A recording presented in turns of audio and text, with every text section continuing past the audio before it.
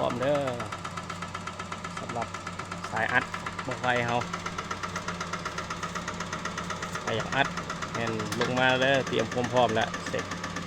อุปกรณ์ถือว่าผ่านแล้วสำหรับงานบันม่วง1 นิ้วความยาว40 เซนลงมาหางสุดแรกเนาะ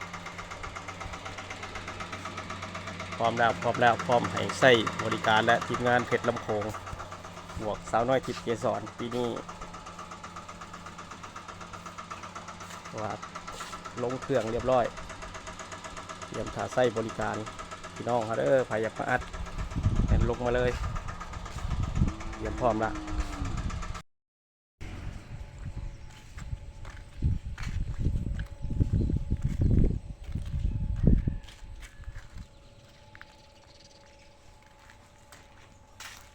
กัดตั้งอยู่หนองลมเด้อ